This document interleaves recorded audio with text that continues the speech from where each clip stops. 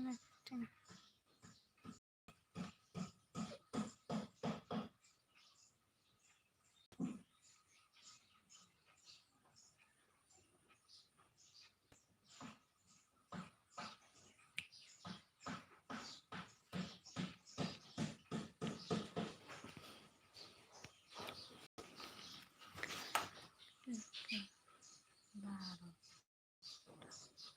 That's it.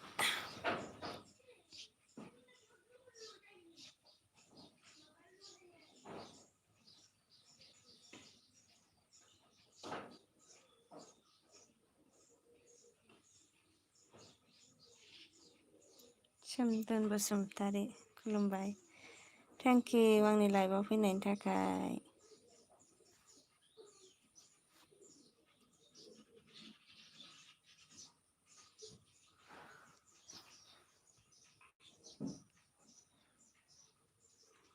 Somdon welcome okay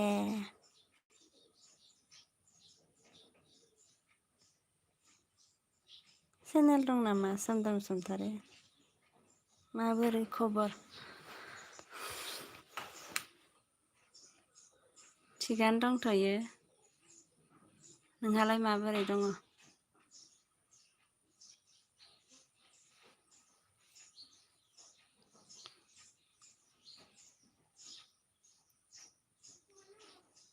मा ओंख्रि जाखो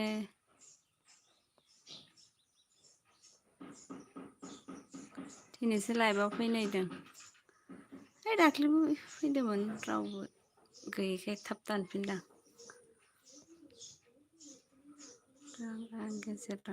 दं आं गेजेरावनो अ दे इसोरा मोजाङै मोजां लाखिथों इउटुब दं नामा नोंनाबो सोमदोन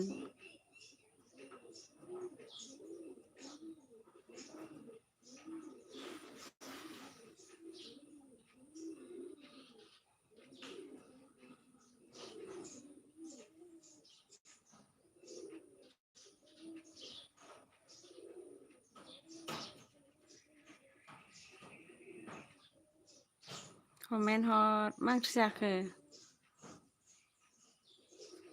सोमदोन मा ओंख्रि जाखो बसुमतारी मिस्टार सोमदोन बसुमतारी बे नामाव सोर दं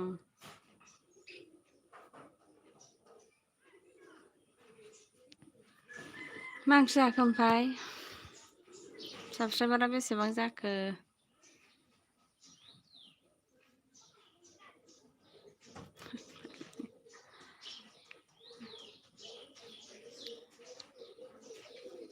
आरो सोरबा सासे दंबावो कमेन्ट हरद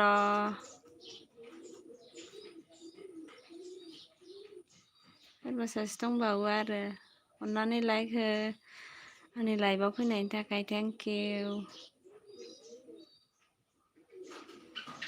मोदानसो गारदों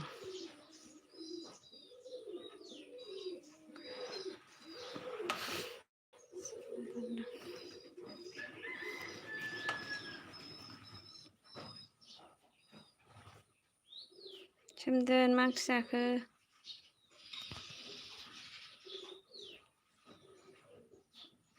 साबस्क्राइबा बारा गैथ'वा खमथार बेनिखायनो भिडिअ होथाराखै भिडिअ होबाय थाबासो साबस्क्राइब बारायोलै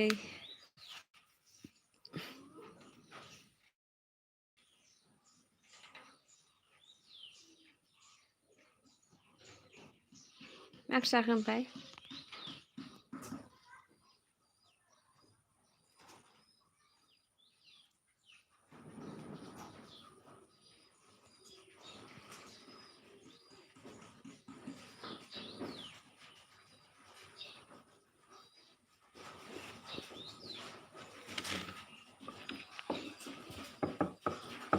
ओंख्रिया आलु दालि जहल दाउदै एवनायसोमोन बिराद गोथाव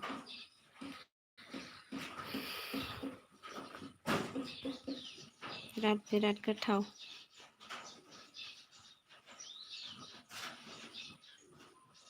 लाइक होनायनि थाखाय थेंक इउ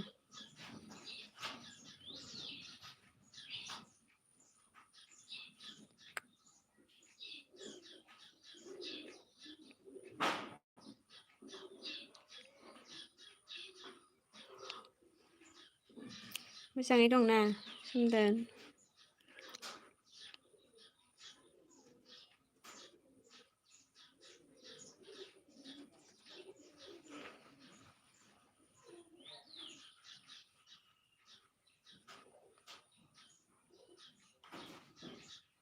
थांबाय। हाय लोगोफोर फैद' लाइभआव फैद'। सोमदोन दैमालु।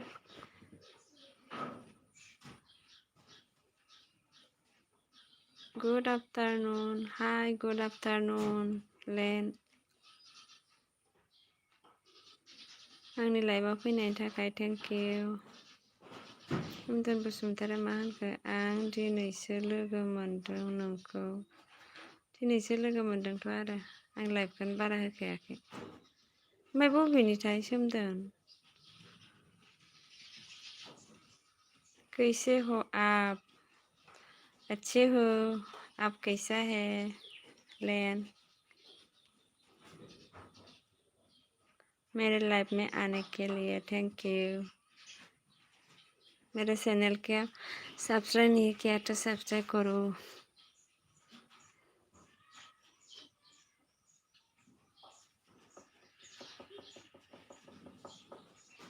सोमदोन नोंना न'आ बबेमोनलाय?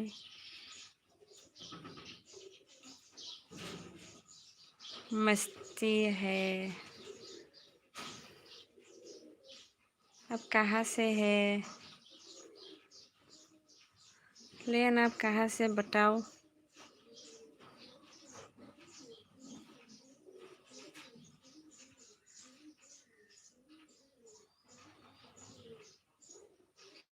आपका खबर कैसा है?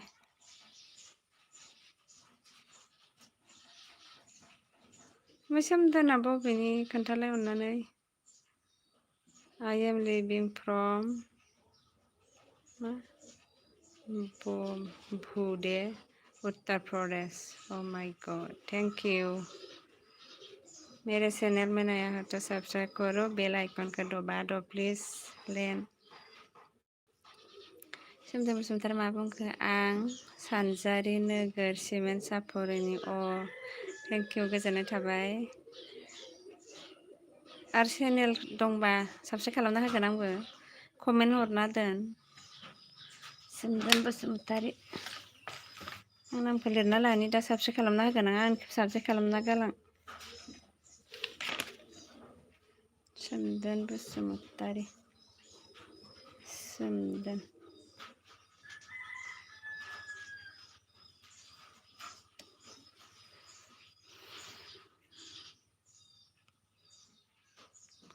आं सानजारि नोगोर सिमेन्ट सापरिनि। ओमफ्राय लेना मा बुंखो? नेमल'ना नेमल'ना नेमल'ना मा नेमल'ना?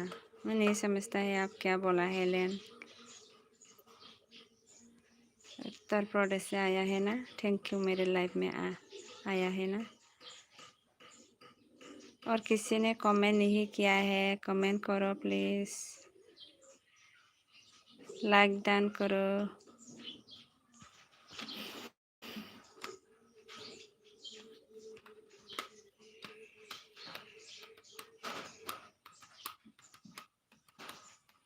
हेलो सोमदोन मत कमेंट हर दिया। लाइक डन किया है लेन ने, थैंक यू। चैनल में नया हो तो सब्सक्राइब करो प्लीज।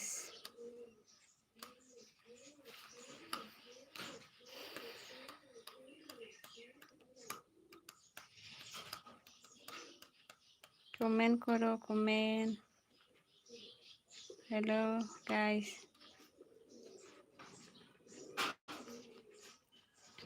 लाइक डन किया है ना? थैंक यू लेन।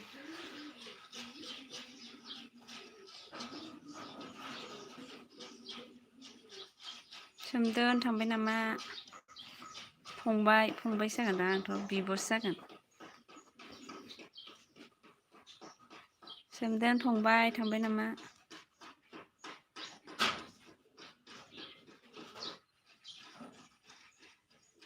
लेन कैसा है खबर?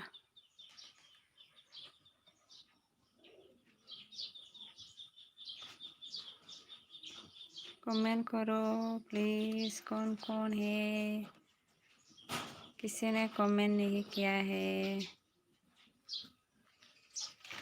कमेंट करो।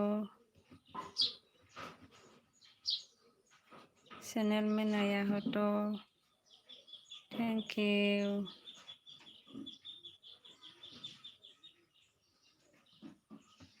हेलो,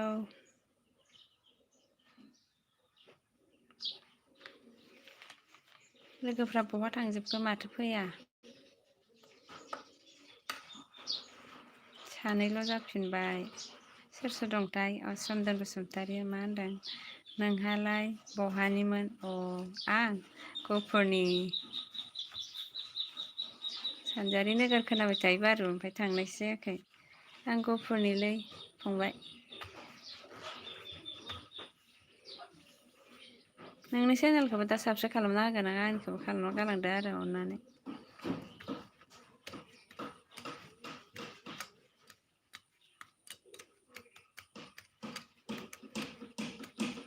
गहपुरनि आं गहपुरनि।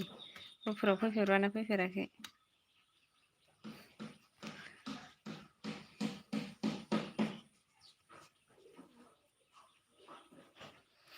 कमेन्ट हरद' साथाम दं, कमेन्ट हरा आरो स्रि नायखोमाबाय थायो।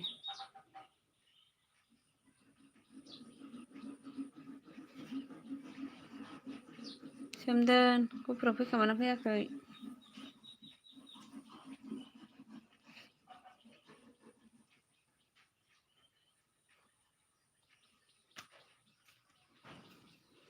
गहपुर में आया है कि नहीं? मैं आसाम से हूँ।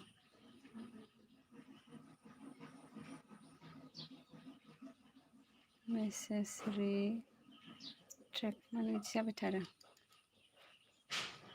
लेन कमेन्ट करो।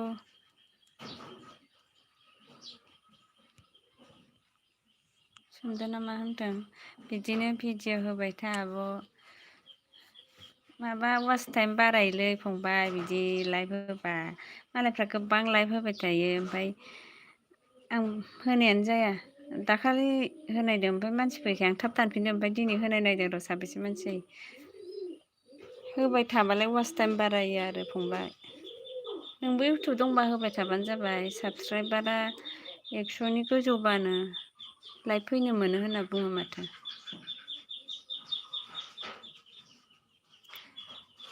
भिडिअबो होबाय थायो मालाबा मालाबा, ओमफ्रायो लाइभ फैबा वाच टाइम बारायो होनना बुङो आरो।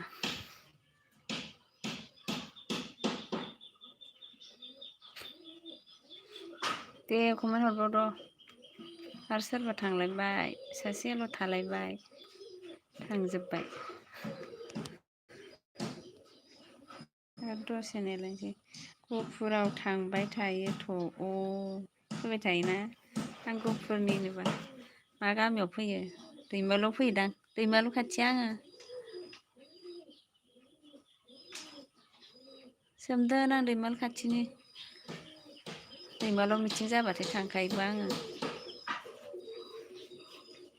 गहपुर बबे गामियाव फैयो नोंबा?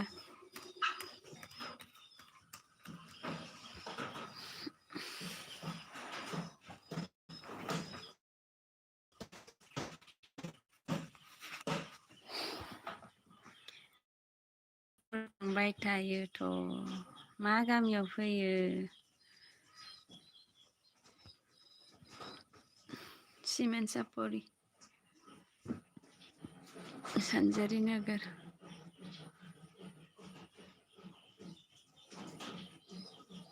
गहपुराव थांबाय थायोथ'। बबे जायगायाव फैयो खोन्थाला? खोन्थादो।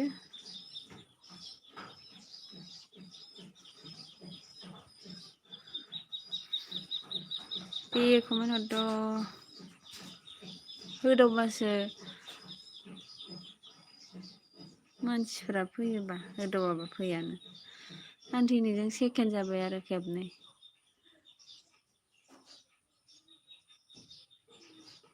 मालाय खायफा होदावग्राफोरनाव बिराद मानसि फैखायो लाइभ होबाथाय।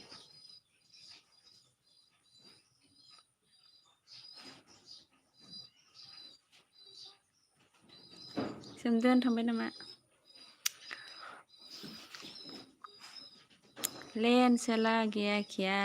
कमेंट नहीं किया है। लेन लाइक डन करके चला गया होगा।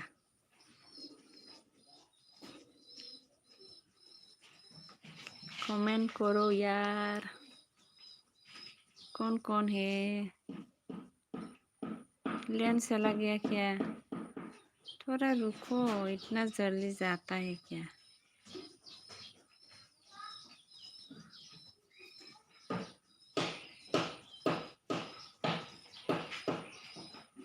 सोमदोन थांखो ना माखो?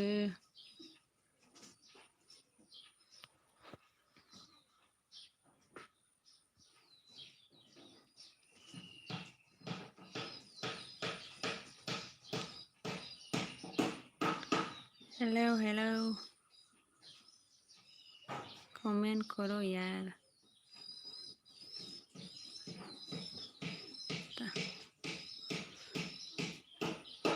गहपुराव बबे जायगायाव फैयो? फंबाया माथो खोन्थादिया। ककिला सेन्टाराव थाङो आब'। अ जोंना खाथि, आं माबानिनो दलफुरखौ खोनादों खोमा ना? ककिला ओरै दैमालु गेजेरनि दलफुरनि आरो जोंनि गामिया।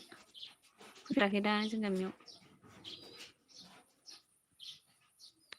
सानजारि नोगोर खोनाबायसो थायो। ककिला सेन्टाराव थाङो बारु।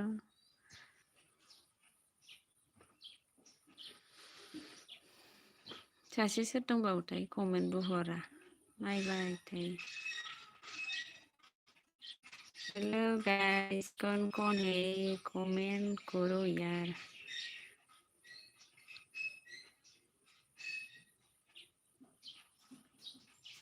कौन है?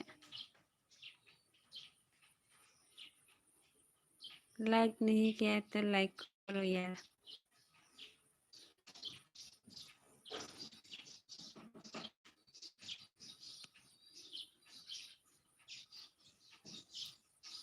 रावबो फैया माथो। आंबा गावसिनि लाइभआव थाङो, फैया आरो लोगोफ्रा। 500 600 लोगो थाबाबो फैया आरो।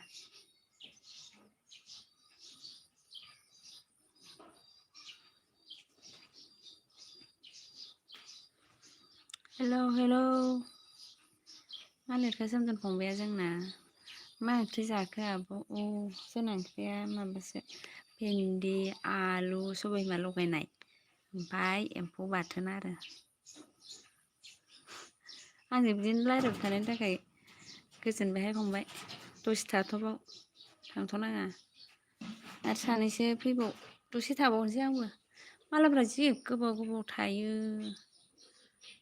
2 घन्टा 3 घन्टा लाइभआव। फैदावबाय थानायखाय मानसिफ्राबो फैसोगारो आरो।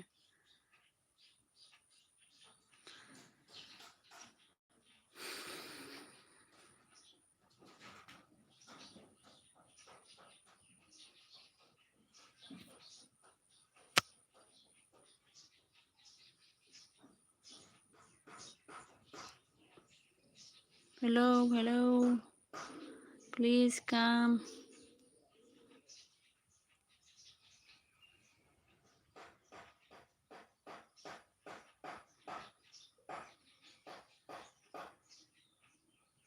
नोंनि चेनेलखौ दा साबसक्राइब खालामगोन आं फंबाय। Doing when wrong, try again. Tap to retry. मानो wrong जाखो? Try again.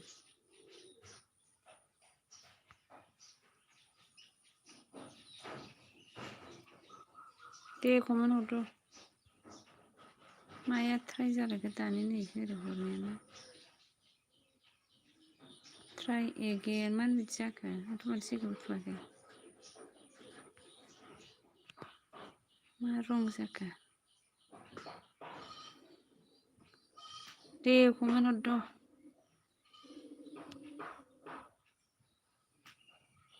दनपुर आरो गामिनि नामा जोंना फैफेरदों जानो दनपुराव फैफेराखैदां ना फंबाया माला बेरायनो फै हस्टेलाव फैबा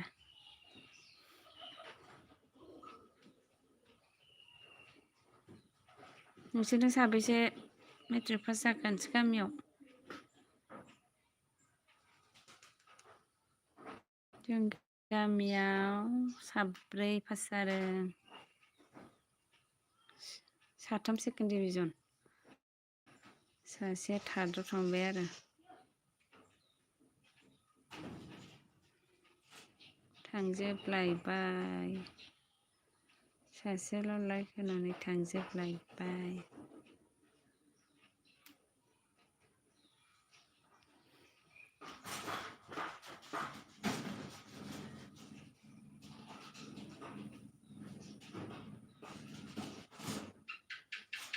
फैयाहाय नेबाय थागोन आं दिनै गोबाव होगोन आं 2टा 1टानिफ्राय 2टासिम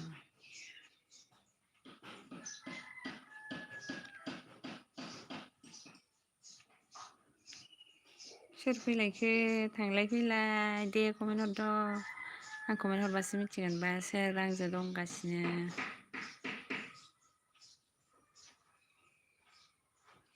आरो थांलायबाय थांलाय फैलाय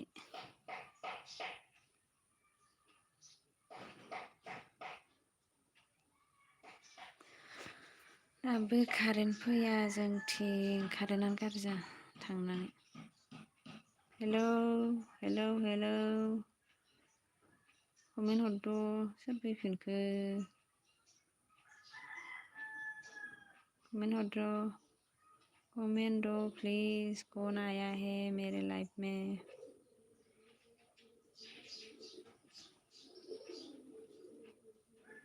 माथो कमेन्टबो हरा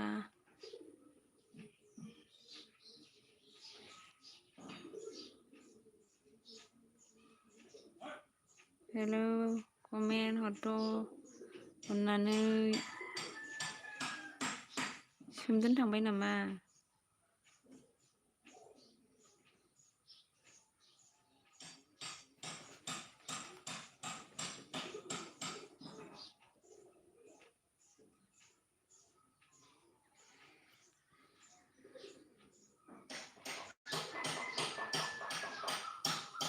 दा जालायबाय माथो रावबो फैयाहाय नेबाय थागोन आं सोर सोर फैयो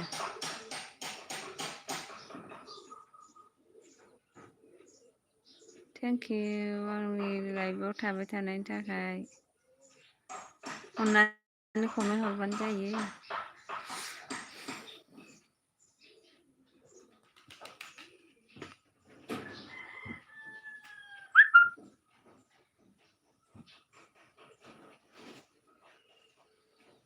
सोर दङ कमेन्ट हरद' प्लिज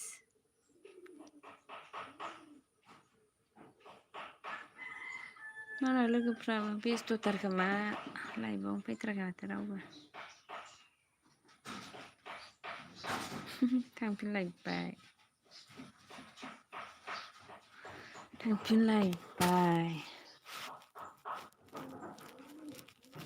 थांलाय फैलाय सोर मोदानखो थांलाय फैलाय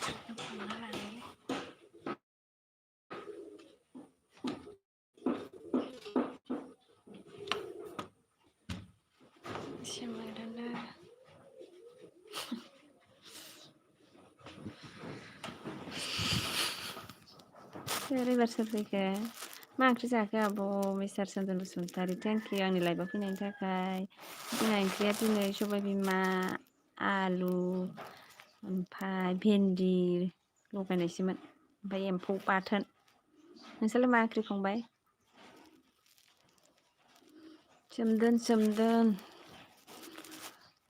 सोमदोन फैबायहाय आंना फंबायफोरनि नामा सोमदोन सिगांनाबो सोमदोनमोन आरो दाबो सोमदोन बसुमतारी गोजोननाय थाबाय दे आंनि लाइभआव फैनायनि थाखाय नोंस्रा मा ओंख्रि जाखो फंबाय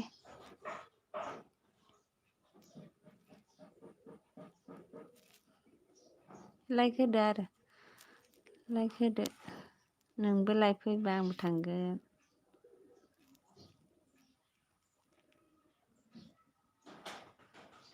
चेनेलाव गोदानबा आरो चेनेलखौ साबस्क्राइब खालामना गालांदो आरो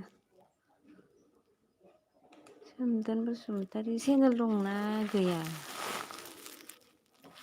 चेनेल दंखायो खोमा ना थांबाय आरो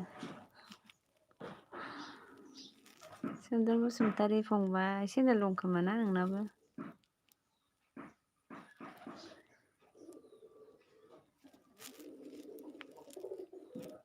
बे मा ओंख्रि जाखो माथो स्रि थाखो कमेन्ट हरद्र' चेनेल दंना गैया चेनेल दंबाथाय आंखौ साबस्क्राइब खालामदो ओमफ्राय कमेन्ट हरदो आंबो उनाव साबस्क्राइब खालामफिनसै आरो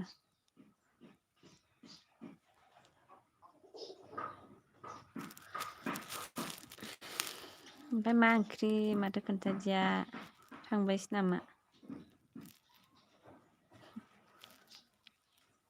मा ओंख्रि फंबाय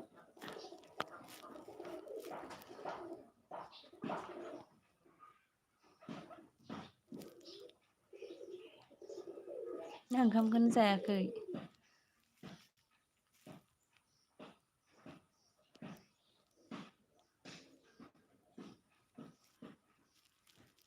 कमेन्ट हरद' प्लिज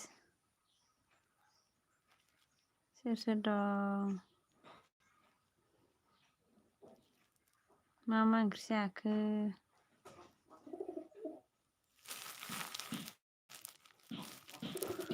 मा ओंख्रि जाखो लाइक होदो आरो बिब'खौ अननानै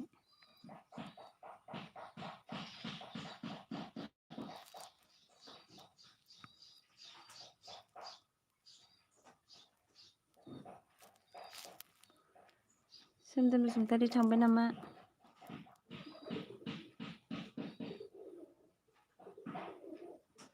आरो सासे सोमदोन बसुमतारी सानैबो सोमदोन बसुमतारी आरो सानैबो थांबाय नामा एबार सोर फैलायखो टिभि चेनेल नक्रेट mix thank you my life में आने के लिए चैनल में नया है तो मेरे चैनल को सब्सक्राइब करो प्लीज़ मैं भी बैक करूँगी नोकरे मिक्स टीवी चैनल कैसे है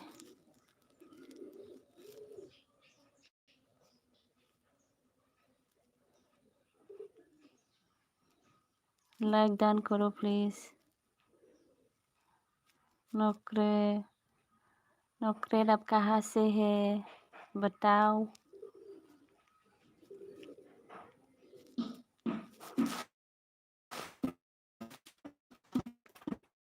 हेलो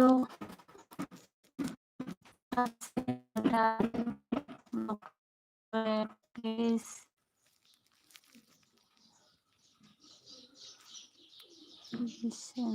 थांलायबाय आरो चला गया क्या 2 चला गया फिर 1 रह गया मेरे लाइफ में आने के लिए थैंक यू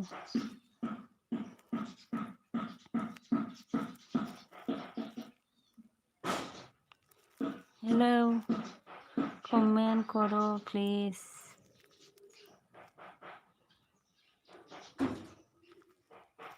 लाइक डन करो टीवी चैनल लाइक किया है क्या थैंक यू लाइक किया है तो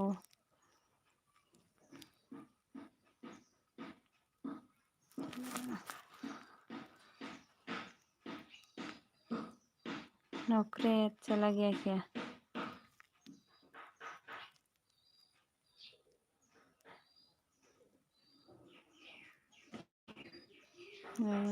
चला गया फिर आएगा सोर फैलायखो कमेन्ट हरदो प्लिज मालाय फरायलायनो हाया लाइभ फोजेननायखाय मानसिफ्रानो फैयाखै आरो लोगोफ्रा थांलायबाय फैलायबाय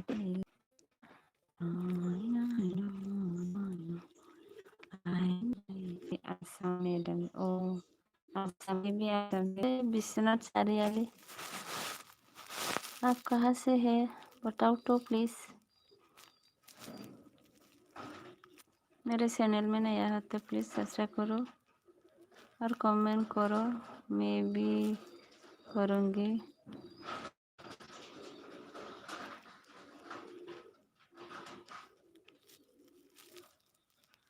आसाम से और भी चला गया थांना फैगोन आंबो माला बिदिनो आरो रावबो गैलालाय सोरजों रायलायबावगोन गासिबो थांजोबलायबाय सोरजों रायलायबावगोन।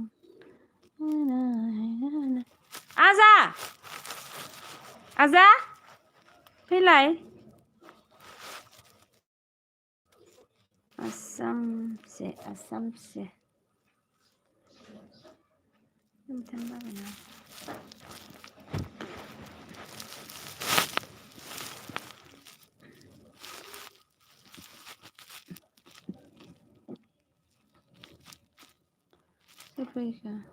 फैयाखै रावबो आसाम में भी आसाम से हूँ। आजावथ'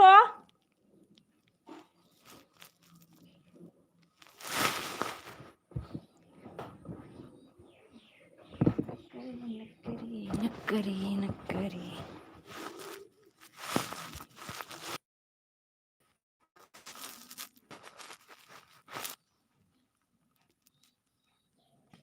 थांजोबलायबाय आजा खोथा लाया दा मा ओंख्रि जाखो आब' सोरलाय बेसोर बारा हमनो हाया बेहाय दैमानावसो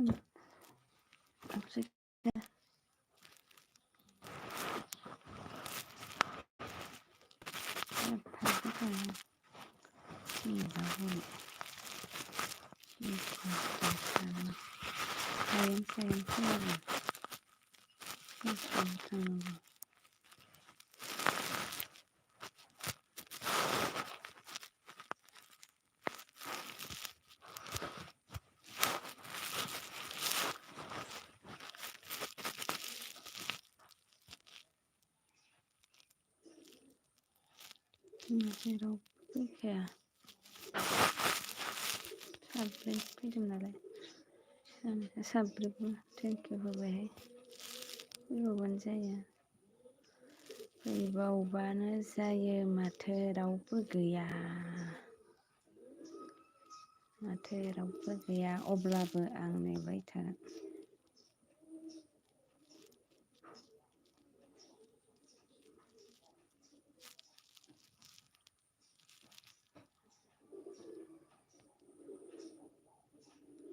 बे नेहायाबो दाबो फैया दै नेहाया दाबो फैया नेहा मा होनदों जोंना फंबाय सोमदोन बसुमतारी मा होनखोलाय मा जाखो आब' मा जाखो जायाखै दङ माथो नोंस्रा कमेन्ट हरा कमेन्ट हरबावदो आरो रावबो फैया नेहा दं दिपालि दं तुलुमणि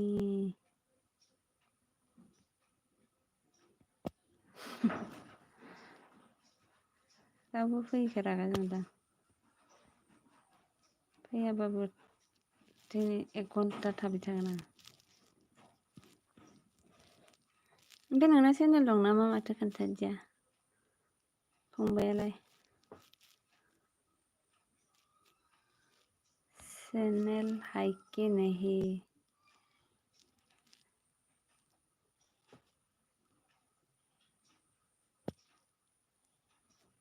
चेनेल दंबाथ' दं गैयाब्लाबो आंनिखौबो साबस्क्राइब खालामना हो आरो दंबा आंबो साबस्क्राइब खालामना होगोन ना लोगोखासो लोगोखाबाथ' जेबो नङा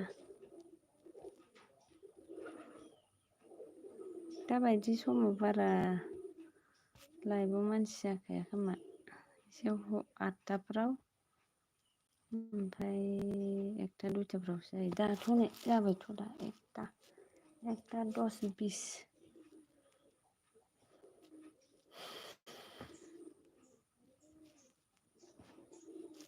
मा ओंख्रि जाखो सोमदोन खोन्थाद' दाथ' ओंखाम जानाय सम बारबायना मा ओंख्रि मोनजाखो बबेनिमोन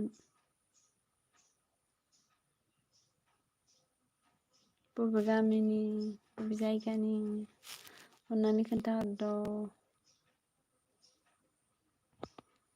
आरो सासे फैबावलायबाय आरो ओमफ्राय कमेन्ट हराखै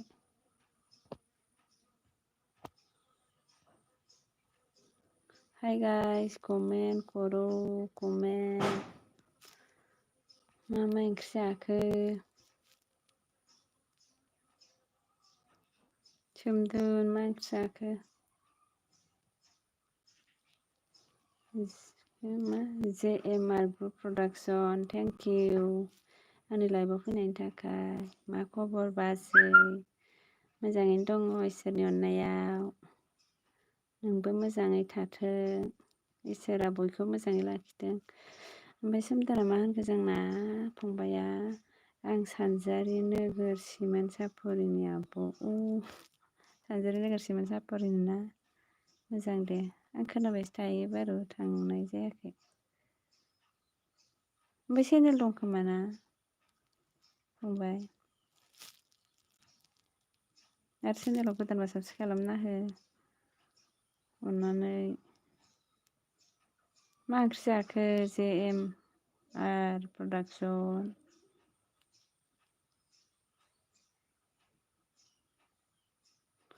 चेनेल खुलिबाबो वास्टार नांलायगौबा लाइक होना गालांदो आरो सोर सोर दं सानजारि नोगोर सिमेन्ट सापरि मा होनखो दालि बिलाहि JMR प्रडाक्सननि ओंख्रिया आरोना गोथावथ' दालि बिलाहि गोथाव दे फंबाय ओमफ्राय लाइक होना गालांदो आरो आंनि लाइभआव फैनायनि थाखाय रोजा रोजा साबायखर थाबाय मालायफोरलाय फैबा आंबो थाङो आंनावबो फैबा आं मोजां मोनो आरो मालाय नोंसिना साबस्क्राइबा बुरजा बुरजा बारायबाय दां ना JMR प्रडाक्सनाबो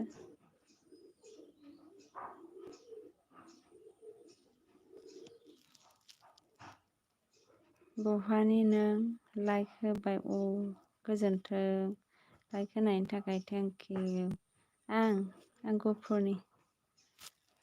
गहपुराथ' नामजादाखा गहपुरनि बिश्वनाथ जिल्लानि सिङाव थानाय गहपुर हालामनि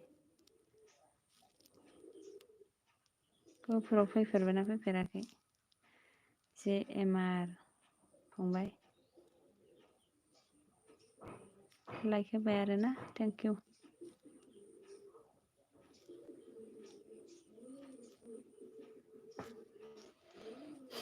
दे कमेन्ट हरद'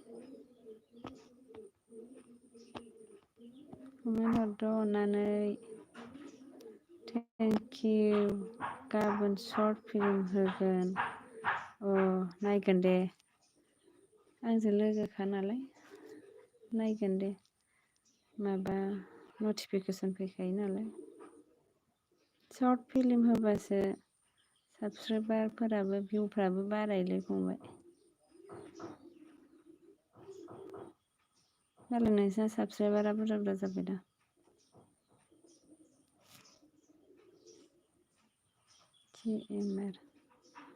JMR आरालाय बहानिमोनथाय बहानि मोनथाय फंबाय नों?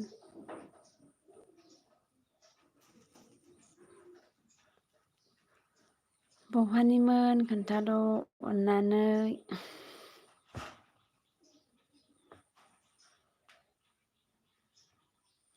सर्ट मुभि सर्ट फिल्म बेफोरसो बिराद भिउ जायो, लाइक जायो, साबस्क्राइब बारायो। बिदि बानायलांबाय था दे। ओमफ्राय मा होनदों बाक्सानि आं गोजोन्थों फंबाय।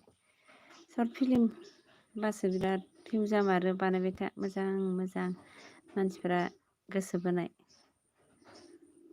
आरो दा जुगजों मिलायनाय आरो अब्लासो मानसिफ्रा नायसोगारो। बाक्सानि ना मोजां दे। ओमफ्राय मा होनबावदों जोंहा फंबाया, बाजै नोंबो सर्ट फिल्म खालामनो गोसो दं नामा? गोसोथ' जायो, ओमफ्राय बिदिनो सानबाय थायो आरो खालामनो होननानै, ओमफ्राय जाहैजोबा माने। गोसोआवलाय जा फैबाय थायो आरो आंबो सर्ट हगारसै नामा होननानै, ओमफ्राय दा बिदिनो केमेरायाबो मोजां नङा, लोगोफोरबो नांगौना आरो। मालाय नोंसिनिथिंसो ओरै अनिल प्रेक्टिकेल बिराद नाम जादा सर्ट फिल्म सर्ट मुभि बिसोरखो लायै लायै हगारबानो भिउबो बारायनोसै साबस्क्राइबबो बारायनोसै। जोंथिं बिदि बारा गैया नालाय चेनेलफ्रानो बारा जाया।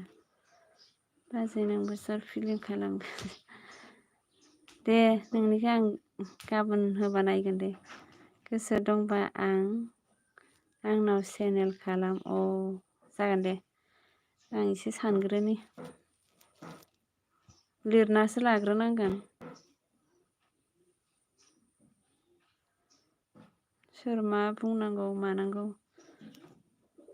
लिरना लाजोबनानैसो नोंखौ खबर साननायाथ' सानबाय थादों। जायो बायदिबा खबर होगोन आं फंबाय।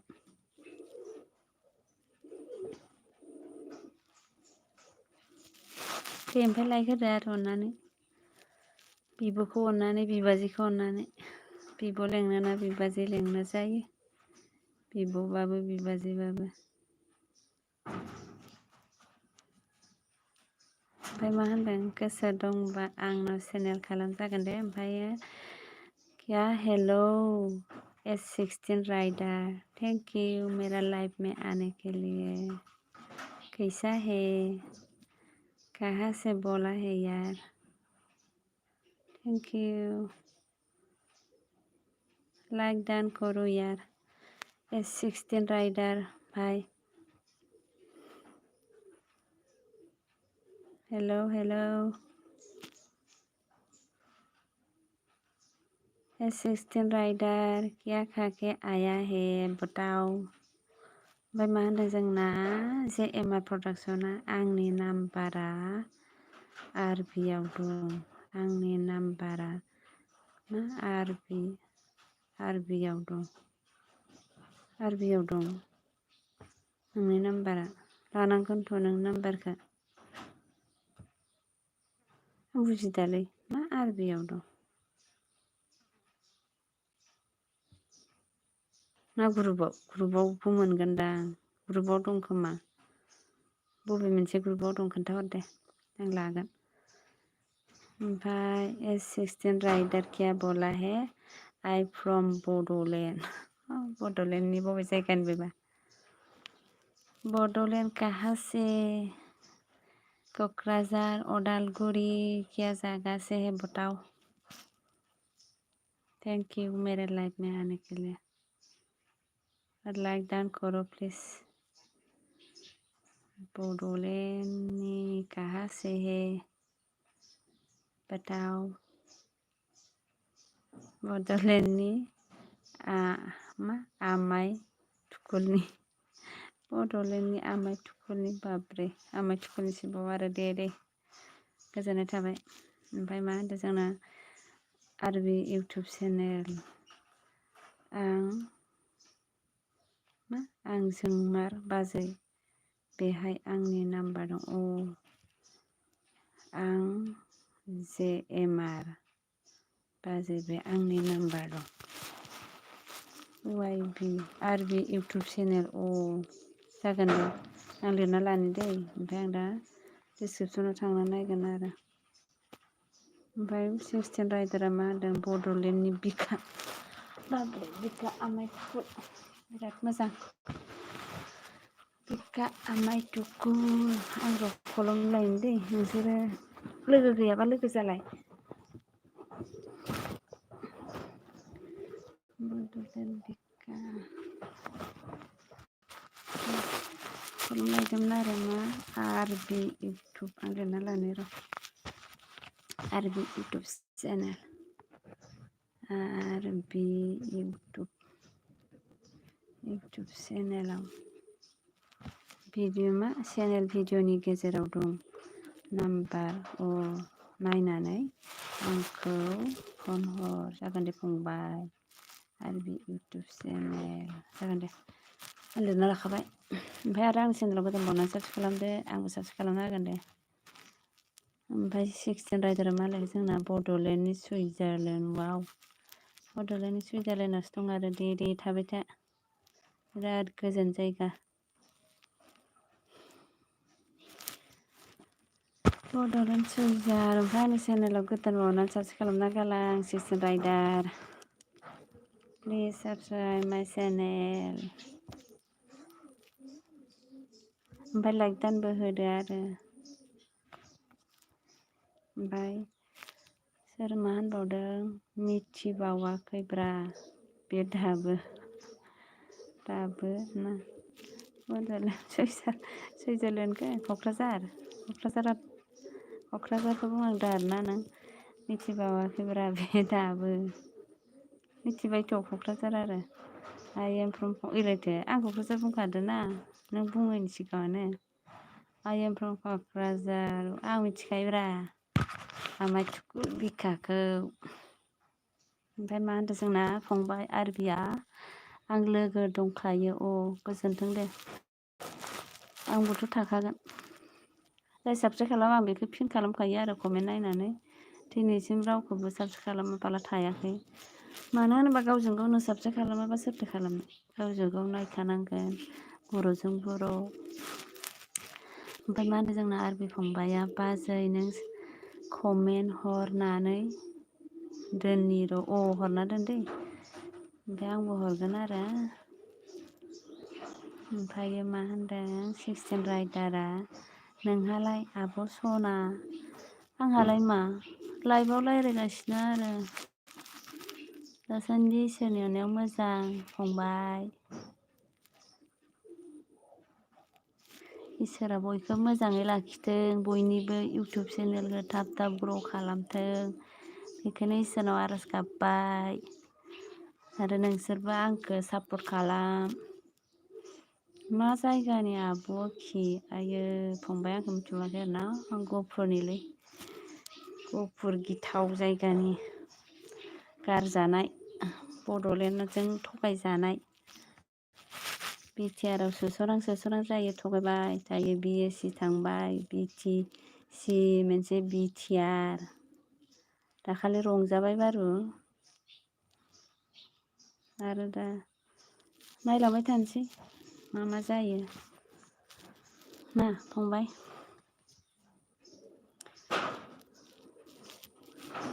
मा ओंख्रि जानाय ओमफ्राय राइडार फंबाय क्या सब्जी खाया है बताओ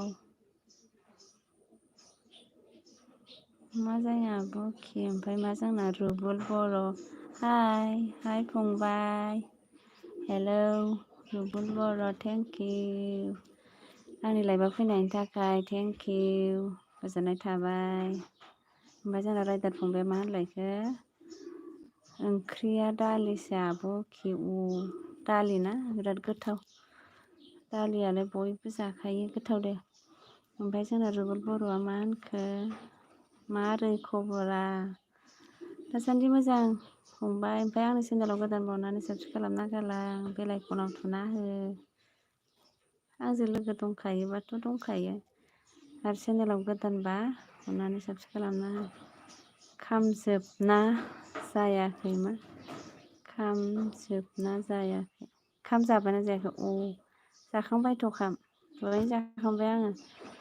ओमफ्राय जोंना रायदारा मा होनलायखो नोंसिनिथिं थांनांगौ र' मालाबा फै गुफुरालाय नामजादाखा माथो फै फंबाय फै बिब' थासान्दियाव सिन्था खालामथारना।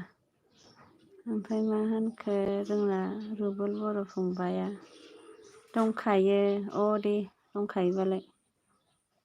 दंखायोबालाय गोजोननाय थाबाय लाइक होदो आरो फंबाय लाइक होदो। मा ओंख्रि जाबोखो रुबुल बर' नोंस्रालाय मा ओंख्रि बबेनि फंबाया बबेनिमोनथाय होखांबायना लाइक होखांबाय थेंक इउ। मा ओंख्रि जाखो ओमफ्राय जोंना रायदारा मा बुंदों दुखुथिया जिबनाबो रायदार जानानैबो साख्रिबो मोनाखै बिटिआरआवबो आयै मानसि बेलाय दे सेस्था खालामबा सानसे जाफुंगोन फंबाय। खेबसेनो मैदेराव गाखोनो हाया दिनै नङा गाबोन सानसे जाफुंगोन सिमाङा।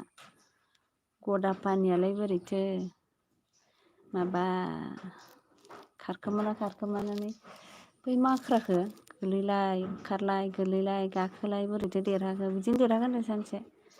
ओमफ्राय जोंना मा होनखो रुबुल बर' फंबाया जाथ'वाखैनो र' आब' दाबो मोनजाथ'वाखैना दे दा मोनजादो आरो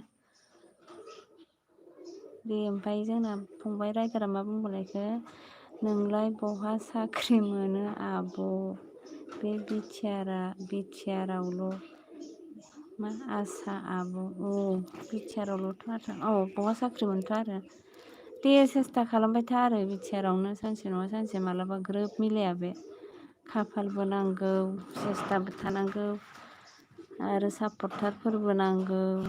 आजिखालि साख्रि मोननो होनबाथाय बिराद प्रब्लेमखा आरो। ओमफ्राय जोंना प्रडाक्सना मा होनलायखो बाजै नों थांथ'बाय दे आं थांथ'बाय दे दे अब्लाबो दसे सम थानायनि थाखाय गोजोननाय थाबाय they are production Day.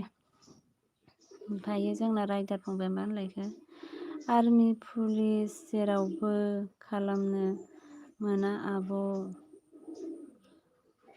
Army police जेरावबो खालामनो मोना आब' माने साख्रि आरोना दे सेस्था खालाम खारबाय था मालाबा जाफुंगोन सानसे नङा सानसे सिमाङा जाखायो माथो सेस्था खालामब्ला। पुलिस आर्मि दे मोनगोन मानो मोना जानो एसे डाउन जानाङा मोनगोन दे सानसे। ओमफ्राय मा होनदों जोंना रायदार फंबाया जगलिया जावलिया जाहैबाय नालाय मा जगलिया जाहैबाय नालाय आं बुजिदियाहाय ओमफ्राय टिभि अफिसियेल फंबाया मा होनखो हाय आब' हाय फंबाय हाय टिभि अफिसियेल फंबाय मा खबर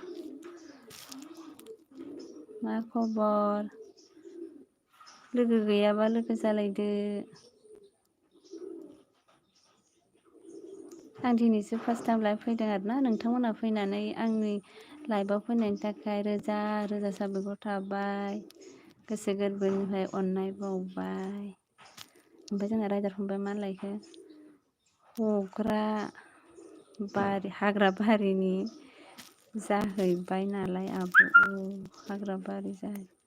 हाग्रा बारिनि जाहैबाय नालाय मोनगोन दे सिन्था खालामना नोङो सेस्था खालामबाय था। हाग्रा बारिबाबो टाउननिबाबो भाग्य थाबा सानसे जाफुङो रावबो जेबो खालामनो हाया सानसे हागोन दे सिमाङा जाफुंगोन। ओमफ्राय जोंना टिभि अफिसियेल फंबाया मा होनलायखो मोजां आब' नोंहालाय मा खबर आंहाबो दासान्दि इसोरनि अननायाव मोजां नोंसोरखौबो बयखौबो मोजाङै लाखिदों दे इसोरानो देरसिन नालाय इसोरासो बायदिसिना खालामो दासान्दि मोजां बारु। ओमफ्राय मा ओंख्रि जाबोखोथाय टिभि अफिसियेल फंबाय मा ओमफ्राय लाइक होदो आरो अननानै बिब'खौ फंबायफ्रा अनाबा सोर अनबावगोन आरो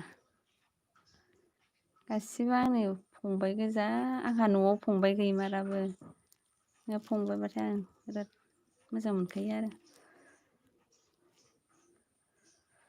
ओमफ्राय जोंना अफिसियेल फंबाया मा होनलायखो आलु सयाबिनसो आब' बिराद गोथावहाय मालाबा मालाबा निरामिसबो जानांगौ अब्लासो देहाया मोजां जायो बांद्राय ना बेदर जाबाबो देहाया दुरबलसो जायो बेमारसो जायो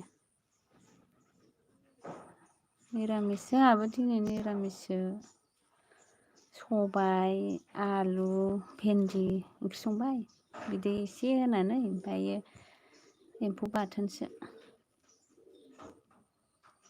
दे ओमफ्राय कमेन्ट हरद' सोरबा सोरबा थांबाय सोर सोर दङ कमेन्ट हरद' ओमफ्राय जोंना रायदार फंबाय मा होनलायखो थाबैनो 1K जाथोंसै आब' नोंना आयै जाबाथ' बिराद गोजोनगोनहाय नोंसोर फंबायफोरनि अननायाव नोंसिनि लोगोफोरखौबो सापर्ट खालामनो हो 1K जाथों सानना जाबाथ' गोजोनमारगोन नोंसोरनि अननायाव सापर्ट खालामनायाव इसोराबो एसे अननानै थाब जाबाथ' बिराद गोजोनगोन आङो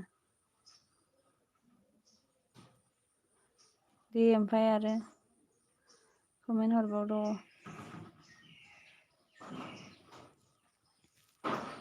हेलौ नोंनि बोरखौ लाबाय आं फंबाय थाबनो 1K जाबा ओमफ्राय आं इउटुबाव हगारखागोन नालाय नुखागोन आरो वाच टाइम जाबाबो जायाबाबो 1K जाबा एसेबाबो गोरा मोनोना गोसोखौ दाद मोनो आरो हेलौ दे कमेन्ट हरद' सोर सोर दङ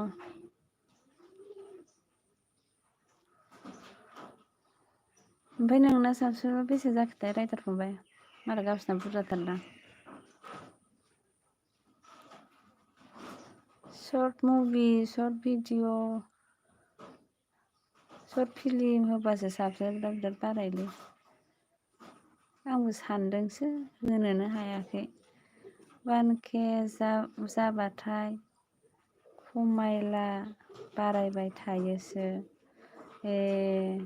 दाथ' नै बिदि लाइभआव माबा थाबनो जेनेबा आंबो नोंखौ सापर्ट खालामबाय बयबो खालामबाय होननानै दाख्लि बिदिनो मालायनि लाइभआव 10 जन गाहाम साबा गाहाम लाबाबो दानफिनजोबो नङाबा दालागै जालायसिगौमोन दानफिनना थाजोबो इउटुबा बोरै मा खालामोथाय थाब लाबा सोरबा दानो होनो सोरबा 22 घन्टानि उनावसो लानांगौ होनो सोरबा आरो थाब लाबाबो दाना होनो हमनोनो हाया ओमफ्राय मा होनदों जोंना फंबाया रायदारा बुरजा नाङालै आब' बांद्राय बुरजाखौथ' नाङा र' दा जेसेबां जानांगौ बेनो जाथ'वाखैबा खमायबायसो थायो बै हायेननि लाइभआवबो थाङो 10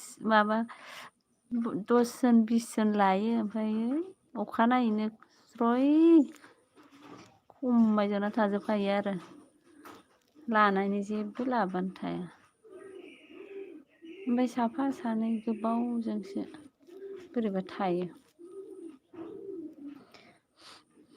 रायदार ओमफ्राय नोंना बेसेबां जाखोथाय साबस्क्राइबा मालाय गावसिना 1K माबा जाबायदां मालाय 50 गाहाम थांबाय खोमा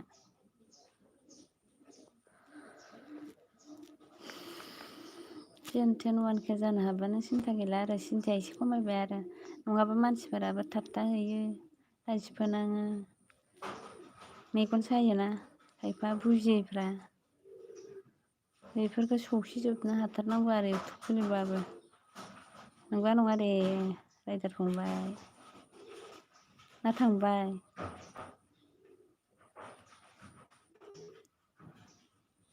टिभि अफिसियेला थांबाय नामा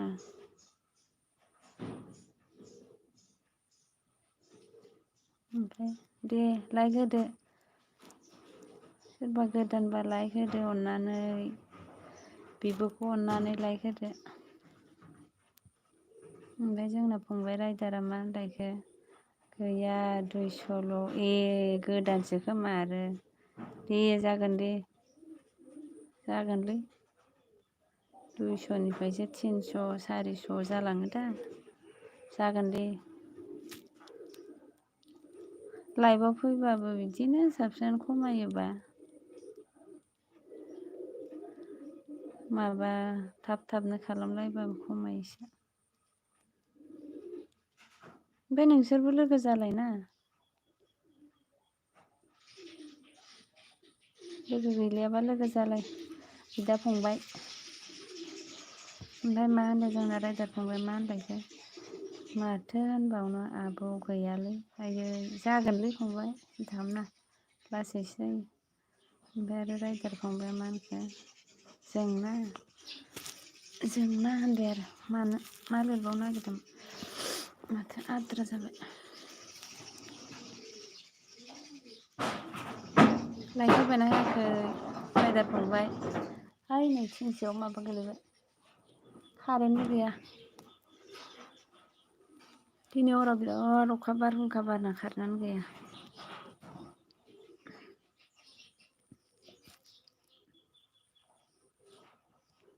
सोर दं कमेन्ट हरद'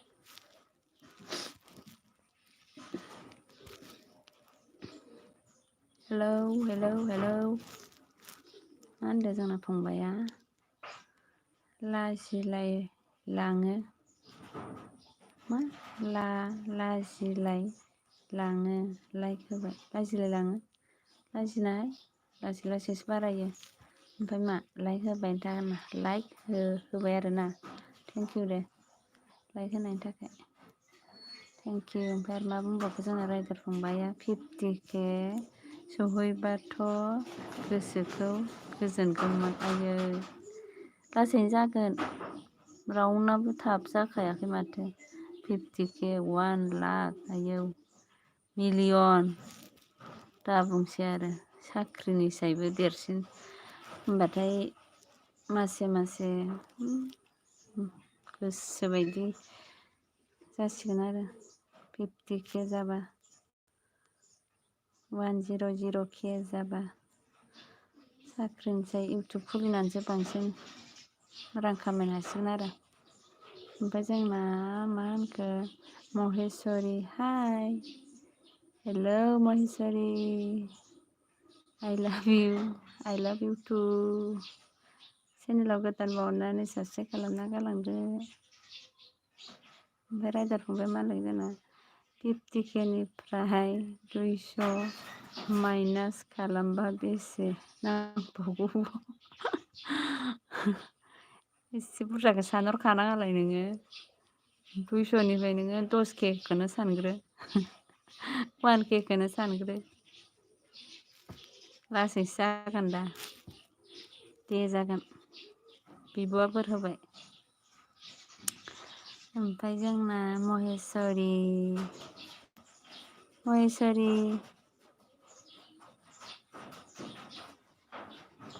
चेनेलाव गोदानसो नामा महेस्वरिया जोंना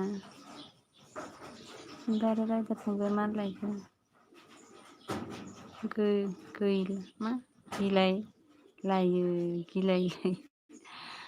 गिलाय लायो नामा 50K जाबा साननानै गिफ्राङो आरोना बिराद मोजां सानहरखानोसै दे जागोन लासैनो सेस्था माबा मोजां सर्ट मुभि हो होमबानो थाब बारायो साबस्क्राइबफ्रा सर्ट मुभि होनोबो थाखा फैसा नङाबालाय माजों होनो केमेरामेन नांगोन मानसि बुथुमनांगोन थाखा नांग्रोगोन आरो थाखा गारग्रोबासो थाखा मोनो होननाया ओमफ्राय जोंना महेस्वरिया मा जाखो थांखो ना माखो लाइक होना थांबाय नामा लाइकबो होदिया दां महेस्वरी कहाँ से आप कहाँ से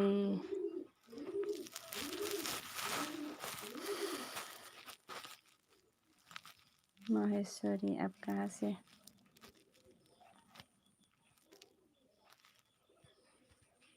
महेस्वरी थांबाय नामा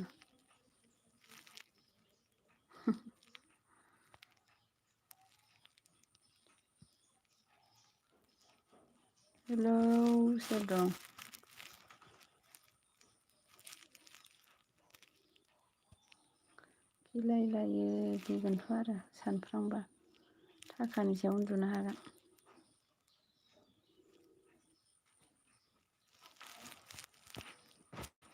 मालायफोरना मालाय खस्थ' मस्थ' जाबाय।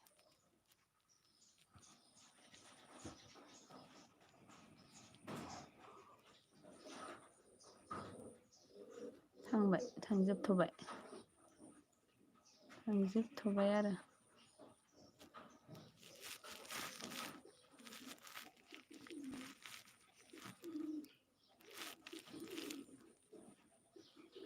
सोर दंथाय कमेन्ट हरद' राइडार फंबाय थांबाय नामा? महेस्वरिया दसेनो फैबाय दसेनो थांबाय। महेस्वरिया गैया।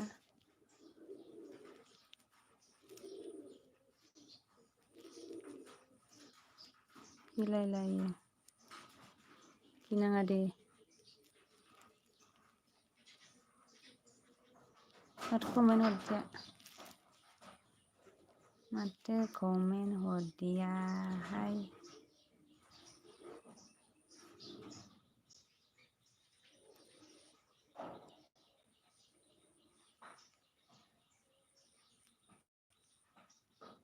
माथो फैबावदाय लोगोफ्रालाय।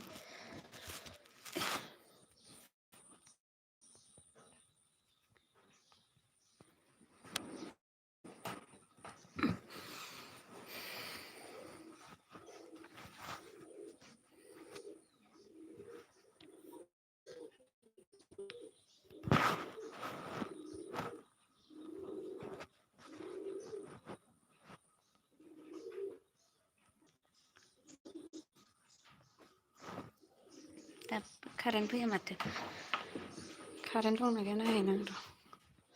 कारेन्ट थुनि दै कारेन्टआनो होखानाय नै कारेन्ट गैया। फांखायाबो गिदिङाखैनो फांखाया गरम। माथो रावबो कमेन्ट हरदिया। एबार राइडार फंबायानो दंगासिनो आरोना थाबाय था दे फंबाय। दं दखानाव थांनि आब' थाथ'दे ए थेंकिउ दे थेंकिउ मा लायनो दखानाव दे बिदिनो लाइभ होबा फैबाय था आरो आंनि लाइभआव दसे गोबाव थानायनि थाखाय गोजोननाय थाबाय। दे मा लायै लायदो। आरो सासे सोर दंबावोथाय माथो कमेन्टबो हरा। कमेन्ट हरद' जाग्रा लायनो लायथां दे लायना फै।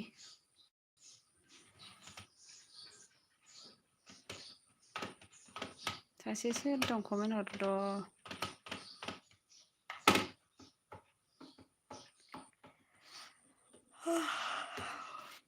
दसे नेबावनोसै अननानै सोर फैगोन। हेलौ कौन है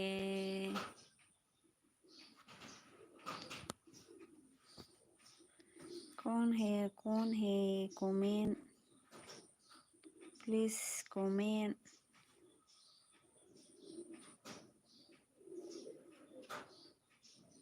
महेस्वरिया थांबायबो नामा?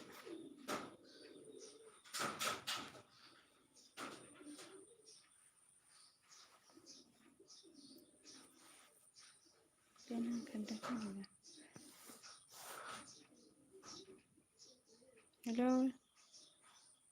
सोर दङथाय माथो कमेन्ट हरा।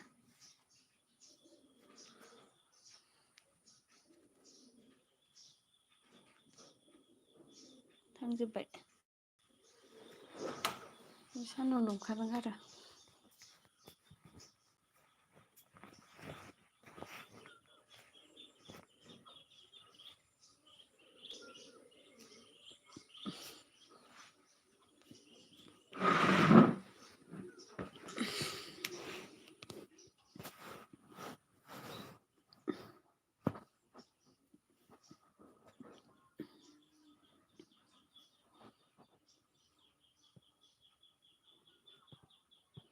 Hello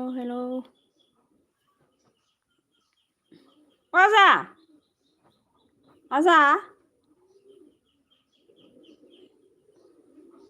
Hello.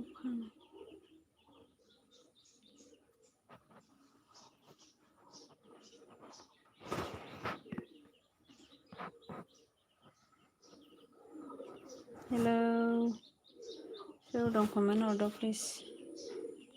सोर दं comment हरदो. महेश्वरिया थांबाय नामा? रायदार फंबायाथ' थांबाय दां.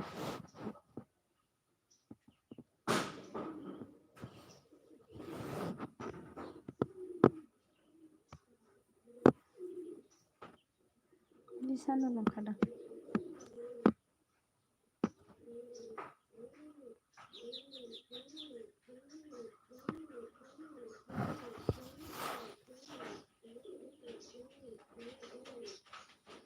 सोर दं comment हराहाय.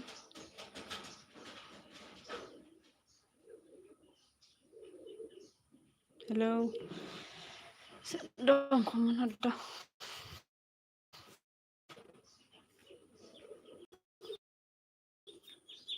नेट गैया.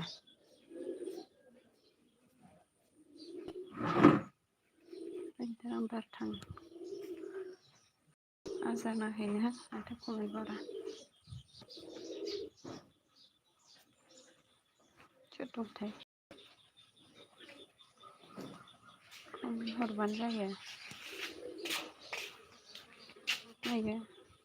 दख'ना ब्लग बिनानाव फैदोंना दख'ना बागै मा ओंख्रि मा खबर बाजै मोजां लाइभ होनायदों आङो लाइभआव फैनायनि थाखाय थेंक इउ दै बिनानाव आं दाखालि नोंखौ माबा खालामबाय लोगो जाबाय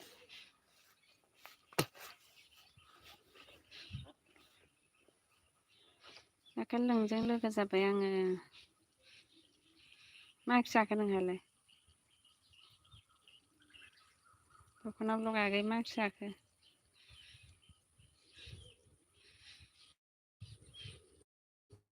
गैयाहाय थांलाय फैलाय दिनैसो फार्स्ट होनायखाय गैया नेहायाबो फैयाखै नेहा बायद'आबो मा होनदों आंबो जाबाय बाजै जाथ'वाखै मा होनदों जोंना आंबो जाबाय बाजै जाथ'वाखै ओंखाम जाथ'वाखै आरोना मा ओंख्रिथाय मा ओंख्रि नोंस्रालाय सिस्टार मा ओंख्रि ओमफ्राय मा होनदों जोंना खेलाब्राया हाय फंबाय मा खबर मा ओंख्रि जाखो ओमफ्राय लाइक होदो आरो आंनि लाइभआव फैनायनि थाखाय थेंक इउ खेलाब्रा मा ओंख्रि जाखो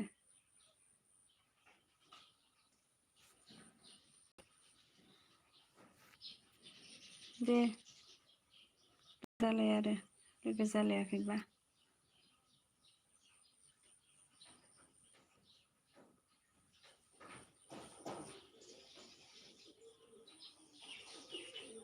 लोगो जायाखैबा लोगो जालाय मा ओंख्रि जाखो खेलाब्रा फंबाय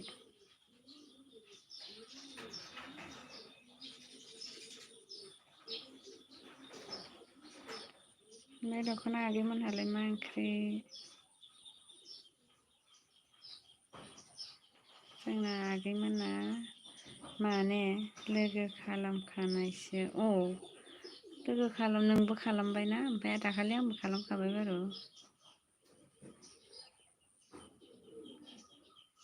लोगो आंबो नोंखौ खालामखाबाय ओमफ्राय कमेन्टबो हरखादोंमोन आङो मोनदोंना मोनाखैथाय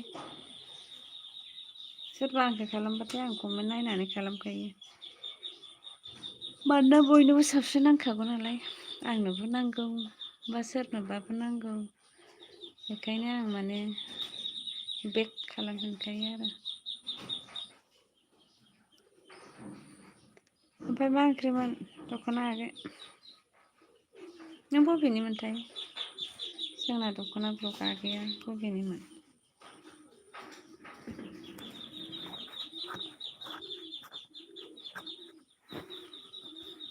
रावबो गोदान फैयाखैहाय चेनेलाव।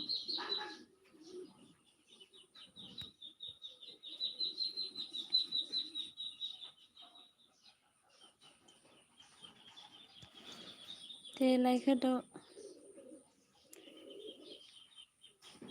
लाइभआव फैनायनि थाखाय थेंक इउ फंबाय बिनानाव गासिबो। सानैल'सै नै सोर सोरथाय। जोंना दख'ना आगै मालायखो अमा हांनानैसो बाजै जाथ'वाखै आं।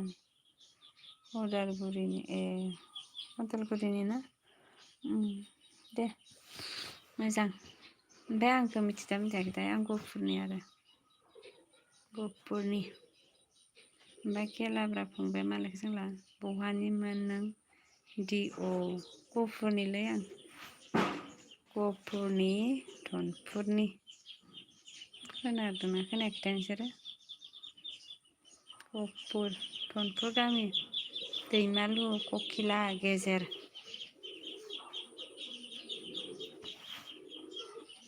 खेलाब्रा ओमफ्राय खेलाब्राया अबेनिथाय फंबाया बबेनि?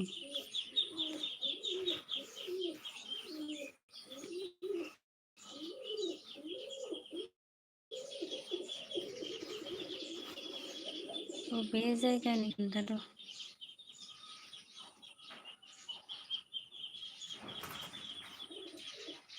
जोंना दख'ना आगैया उदालगुरिनि। ओमफ्राय जोंना दख'ना आगैया मालायखो बे बर' लोगो खालामदो बे बर' लोगो खालामदो दख'ना आगैखौ लोगो जालायदो दे। गावजोंगाव लोगो जालायखानांगौ माथो। ओमफ्राय खेलाब्राया मा होनलायखो जोंना आं गसाइगाव बासबारिनिसो दि गसाइगाव बासबारिनि ना मोजां दे। गसाइगाव बासबारिनि। ओमफ्राय दख'ना आगै ब्लगजों लोगो जादो खेलाब्रा फंबाय।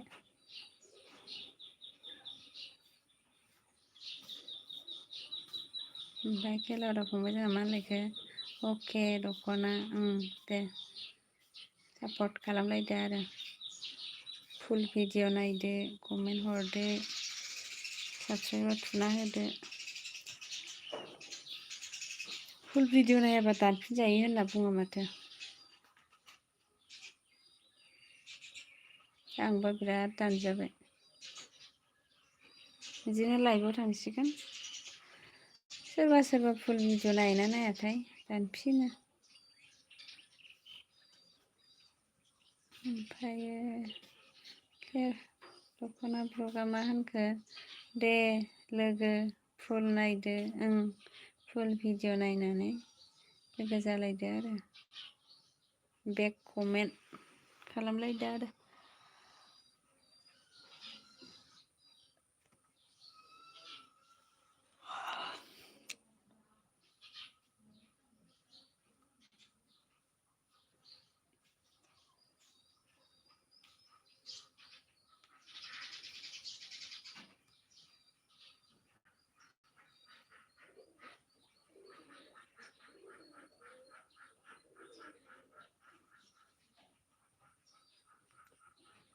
दे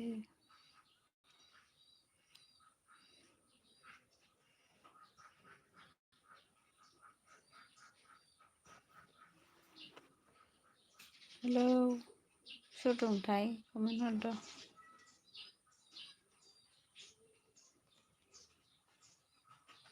कमेन्ट हरद'।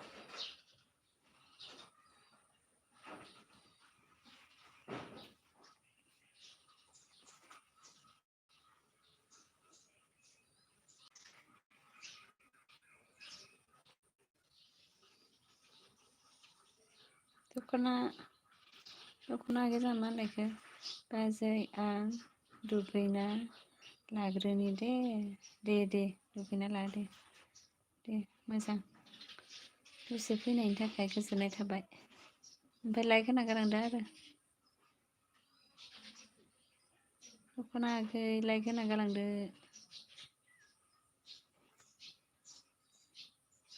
ओमफ्राय जोंना खेलाब्राया थांखोना माखो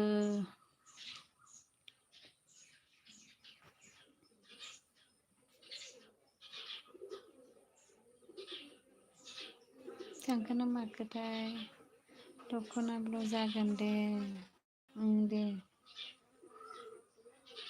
दे नोंनि लाइफआव थांगोन आं मालाबा होबा आंनि लाइफआव फैनायनि थाखाय गोजोननाय थाबाय दा खेलाब्राया मा लायखो सापर्ट खालामबाय आरोना सापर्ट खालामबायनो आरो जोंना दख'ना आगैखौ ओमफ्राय कमेन्ट नायनानै नोंबो खालामफिनदो आरो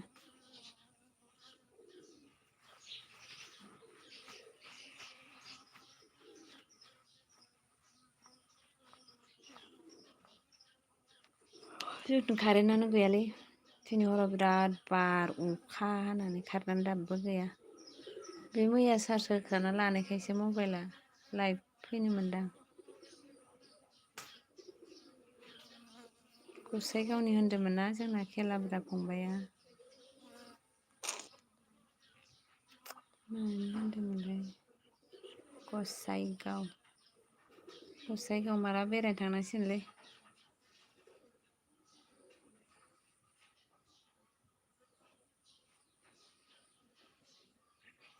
बेरायनो लांगोन ना लाङा आंखौ फंबाय गसाइगावआव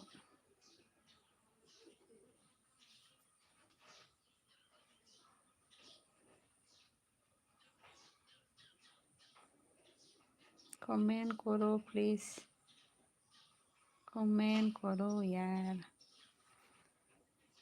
खेलाब्रा थांबाय नामा दख'ना ब्लग आगैयाबो थांबाय नामा सोर नायखोमाखो कमेन्ट हरद'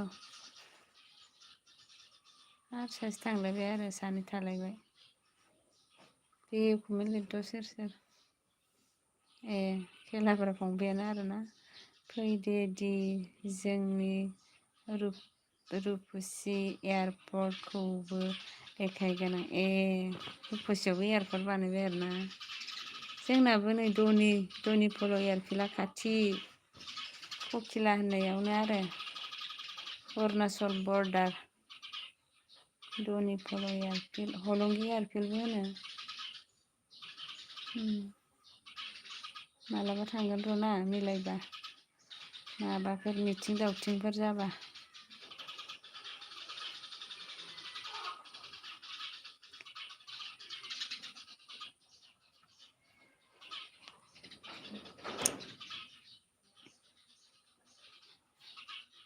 खेलाब्रा फंबायमोनहा मा ओंख्रिमोनलाय आं ओंख्रि सोंदोंना सोङाखैमोनथाय ओंख्रि सोङाखैमोन ना मा ओंख्रि जाखो मा ओंख्रि जाखोलै रुपसि एयारपर्ट रुपसि ए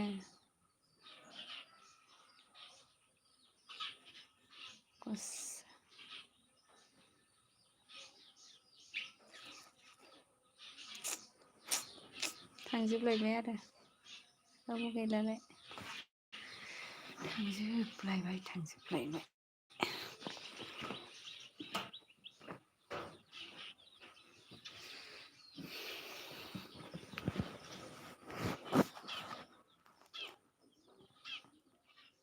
रावबो दानफैथ'लालाय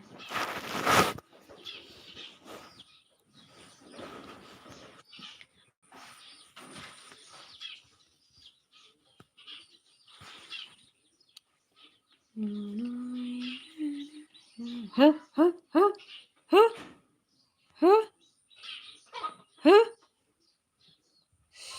हो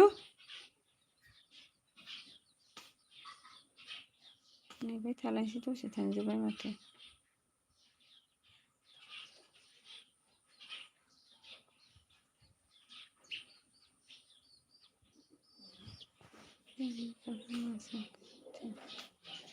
हो हो हो हो थांजोबबाय रावबो गैथ'लालाय 1490 ओमफ्राय सोर दंथाय कमेन्ट हरदों आं दख'नाखौ सापर्ट खालामहैदोंमोन दि आंलाय खोनाबाव मा थांजोब्बायसो नामा सानदों आरो दे बे कमेन्ट नायनानै दा खालामना होगोन बे आगैया कमेन्ट हरना दोनबानो खालामखागोन आरो सोरबा सासे दंबावो दे कमेन्ट हराखै आरो स्रि नायखोमादों आरो खेलाब्राया मा होनलायखो मा ओंख्रि मोनजायामोनदि नोंसा जोंना ओंख्रिया माबासो सबाय बिमा आलु भिन्दि लगाय गथायसो संदों ओमफ्राय एम्फौ बाथोन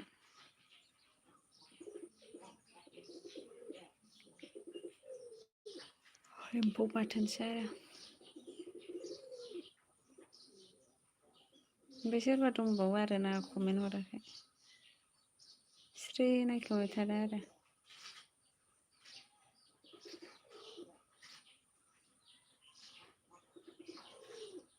ओमफ्राय नोंस्रालाय मा ओंख्रिमोन फंबाय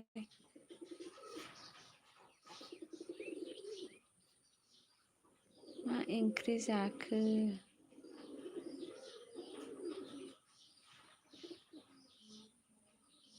रावबो गैला माथो दि गैलाथ' आरो थांजोब्बाय सासे दङ ओमफ्राय कमेन्ट हराखै आरो नोंजों सानै खोन्थादों आरो कमेन्टखौनो हराखै आं दिनैसो होजेनदोंना बेखायनो बारा फैयाखै आरो मालाय होबाय थाबासो बुरजा फैयो ओमफ्राय मा बुंलायखो जोंना फंबाया जोंहा सिब्रु आलुसोमोन दि दे सिब्रु आलुआबो गोथाव माथो ओंख्रि मोनबाय थानो सामफ्रामबो जायो सामफ्रामबो खियो ओमफ्राय मा होनलायखो जोंना फंबाया बिदिसो होमबा बिदिसोथ' आरो सामफ्रामबो मा ओंख्रि मोनबाय थानो जायाबाबो थांना थानो हाया जानानैसो मानसि जोंहाबो जायो सिब्रु आलु मालाबा मालाबा सिब्रु आलु गोथावसो मोनजायो आंथ'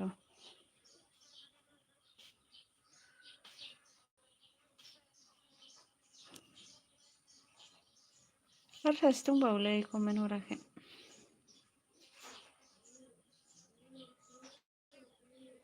बे लाइक होबाय आरो खेलाब्रा फंबाय खबर सबर बोरै दंदि खबरा दासान्दि मोजांथ' बेमार आजार जाथ'वाखै आरो दासान्दि मोजां मेट्रिक साबैसे पास जागोन नोंसोर गामियावलाय मेट्रिक होनाय दंना गैयामोन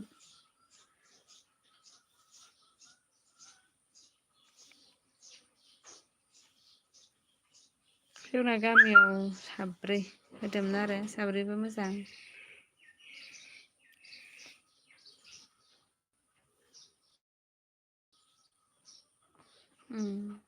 ओं दे आं भिडिअ नायहैनि सिगाङाव लाइक होखायो दि थेंकिउ दे लाइक होखानायनि थाखाय बिराद मोजां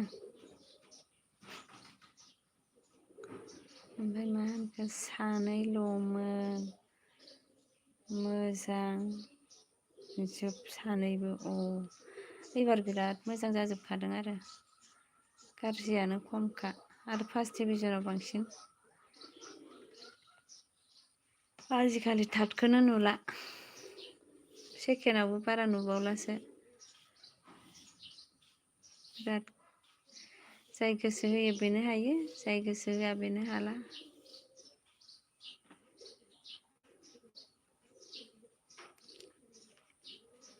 फरायबाबो बेनोसै साख्रि बाख्रिबो मोननो थांला अब्लाबो थांना थानो थाखाय फरायनांगौबो जायो नंगौना नङा दे खेलाब्रा फंबाय आं बुंनाय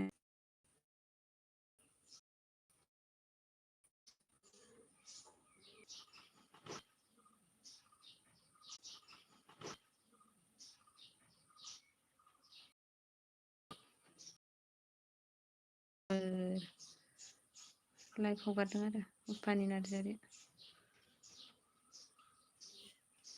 दे कमेन्ट हरद' दिनै बरायबावगोनसो जोंना दैमालु पास जानायखौ। दैमालु जायगा खोनादोंना खोनायाखै? दैमालुआनो जोंनि गेजेर जायगा आरो मिथिं दावथिं गासिबो दैमालुआनो जायो।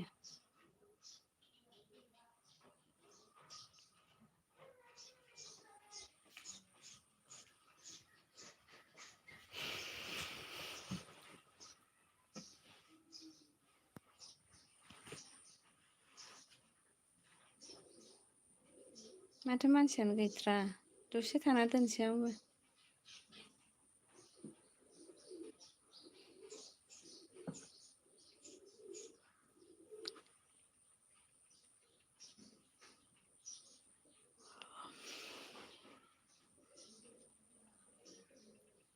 थांबाय नामा खेलाब्रा फंबाय?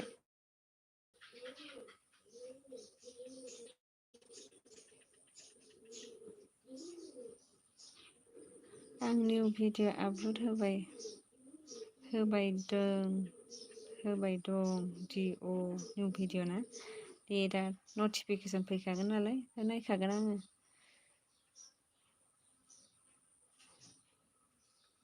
माथो रावबो गैला दोननोसैसो खोमा दसे थाना दोनसै आङो। दसे थाबाव दे।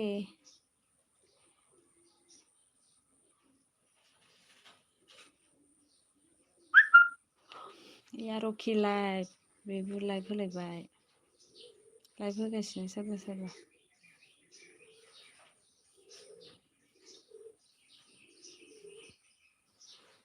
मालाय सर्ट मुभि सर्ट फिल्मफ्रासो थाब थाब भिउ बारायो। नायना होदि निउ भिडिअखौ जागोन दे आं नायखागोन माथो। आं नायखायोलै फंबाय। आं बे लाइभ होखांबानो नायगोन। होबाय खोमा आरोना नोङो होखांबाय ना होगोनसो? आपल'ड होबाय दं आरोना आपल'ड होबाय दं नायगोन दे आङो।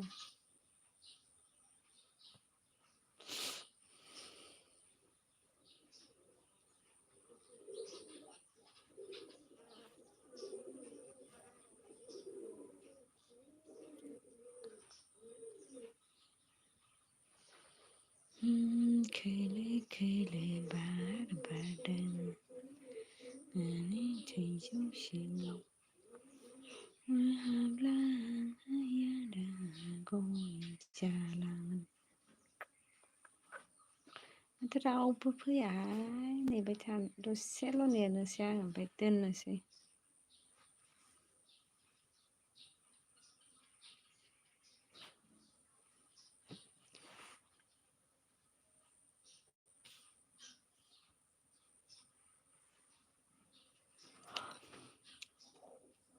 कारेन्टबो दाबो फैया।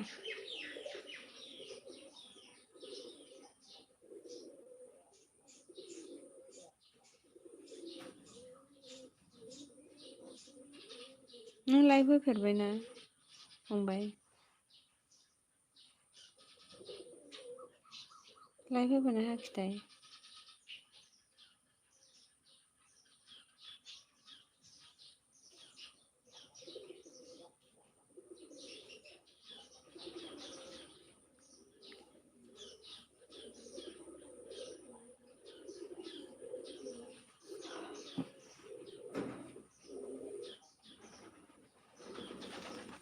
लाइभ होबायना होआखै?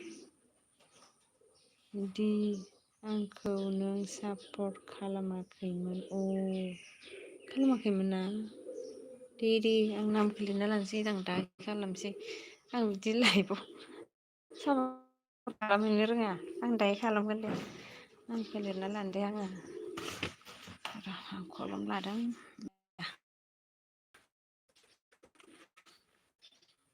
नोंखौ सापर्टखामोन नोंखौ आंखौ खालामाखैमोन आरोना आंथ' खालामाखैबा दा खालामनांगोन दे। नाम लिरना लाबाय आङो कासार निलि।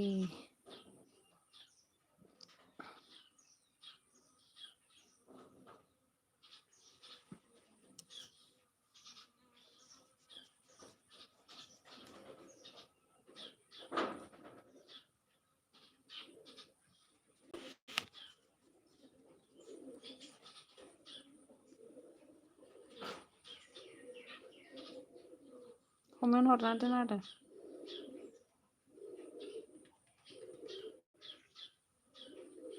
नों लाइभ होफेरबाय ओमफ्राय खेलाब्रा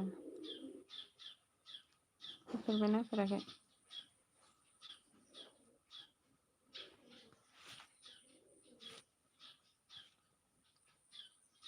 मा होनदों बायदि बेटारिल' जाबाय आंना अके थेंक इउ दे आंबो दोननोसै मालाबा होबा फैगोन दे आंनि लाइभआव थेंक इउ दे बाय बाय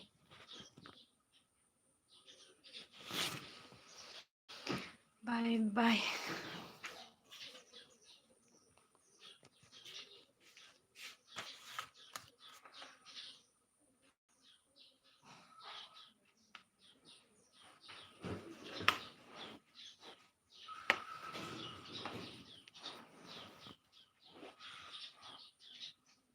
थांबाय खेलाब्रा थांबाय नामा होमबालाय सोरथो साइस दंबावोथाय रटेट डिभाइस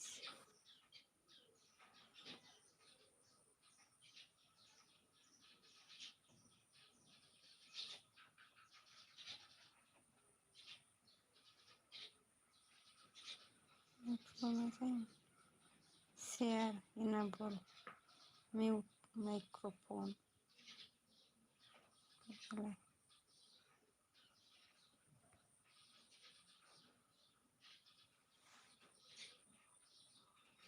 थांबायना बायदि बेटारि जाबाय आंना थेंक इउ आं दोनसै जथेस्थ'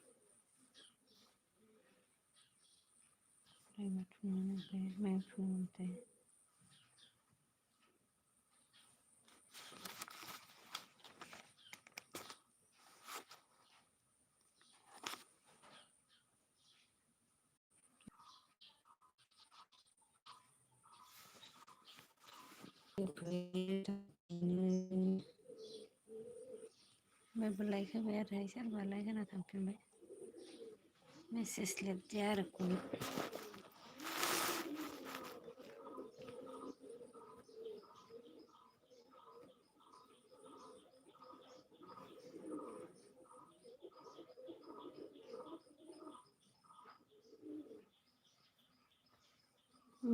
मा खालामनोसै जोब्बा